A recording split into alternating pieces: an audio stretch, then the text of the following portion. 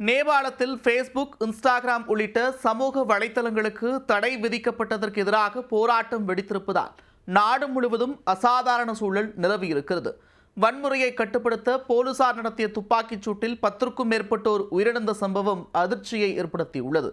நடந்தது என்ன?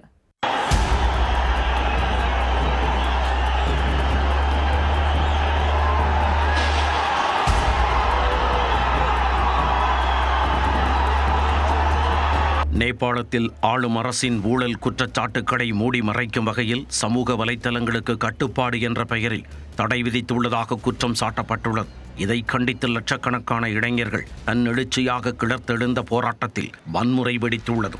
அதை ஒடுக்க போலீசார் துப்பாக்கியை கையில் எடுத்ததால் போராட்டக்களம் போர்க்களமாக மாறியுள்ளது. இயல்பு நிலை எப்பொழுது திரும்பும்?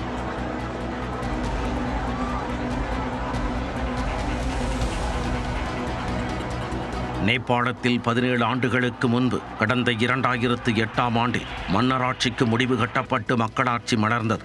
தற்பொழுது அங்கு பிரதமர் KP சர்மா ஒலி தலைமையிலான அரசு ஆட்சியில் உள்ளது. அண்மையில் அந்நாட்டில் தொலைத்தொடர்பு மற்றும் தகவல் தொழில்நுட்பத் துறையில் புதிய கட்டுப்பாடுகள் விதிக்க அந்நாட்டு அரசு திட்டமிட்டது.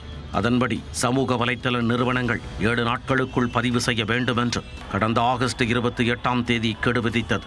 அரசு விதித்த கெடு முடிந்தும் பதிவு செய்யாத ஃபேஸ்புக், இன்ஸ்டாகிராம், எக்ஸ் தளம், யூடியூப் உள்ளிட்ட 26 சமூக வலைத்தளங்களுக்கு தடை விதிக்கப்பட்டுள்ளது. ஆனால் ஆளும் அரசு மீதான ஊழல் குற்றச்சாட்டுக்களை மூடி மறைக்கும் வகையில் சமூக வலைத்தளங்களுக்கு தடை விதித்துள்ளதாக குற்றம் சாட்டப்பட்டுள்ளது. இதனால் சமூக வலைத்தளங்களுக்கான தடையை நீக்க கோரி நேபாளம் முழுவதும் கடும் கண்டன குரல் எழுந்துள்ளது. இதன் ஒரு பகுதியாக ஜென் இசட் புரட்சி என்ற பெயரில் தலைநகர் காத்மாண்டு உட்பட பல்வேறு நகரங்களில் இளைஞர்கள் தன்னெழுச்சியாக வீதியில் இறங்கி போராட்டத்தில் ஈடுபட்டுள்ளனர். காத்மாண்டுவில் உள்ள நாடாளுமன்றத்தை நோக்கி ஆயிரக்கணக்கானோர் பேரணியாக சென்றதைக் கண்டு தலைநகரமே குலுங்கியது. அவர்களை முன்னேற விடாமல் தடுப்புகளை வைத்து போலீசார் தடுக்க முயற்சித்தனர். ஆனால் போராட்டக்காரர்களின் ஆக்ரோஷத்திற்கு முன்பு இரும்பு தடுப்பு வேலிகள் எல்லாம் சின்னாபின்னமாகின. நாடாளுமன்ற கட்டடத்தின் மீது ஏறி அரசுக்கு எதிராக முழக்கங்களை எழுப்பியவர்கள் அங்குள்ள பொருட்களை தீ வைத்து கொளுத்தி உள்ளனர். அப்போது போலீசாருக்கும் போராட்டக்காரர்களுக்கும் இடையே தள்ளுமுள்ளு ஏற்பட்டுள்ளது. நிலைமை கையை மீறி செல்வதை உணர்ந்த போலீசார் கண்ணீர் புகை குண்டு வீசி போராட்டத்தை கட்டுப்படுத்த முயன்றனர். தொடர்ந்து போராட்டக்காரர்களை நோக்கி ரப்பர் குண்டுகள் பாய்ந்தன. ஒரு கட்டத்தில் வன்முறை வெடித்து காத்மாண்டு நகரமே போர்க்களமாக மாறியது. அப்போது ஆங்காங்கே துப்பாக்கிச் சூடு நடத்தப்பட்டுள்ளது. இதில் 10க்கும் மேற்பட்டோர் உயிரிழந்ததாகவும் 80க்கும் மேற்பட்டோர் காயமடைந்ததாகவும் கூறப்படுகிறது. காயமடைந்தவர்களில் சிலரின் நிலைமை கவலைக்கிடமாக உள்ளதால் பலி எண்ணிக்கை அதிகரிக்கக்கூடும் எனவும் அஞ்சப்படுகிறது.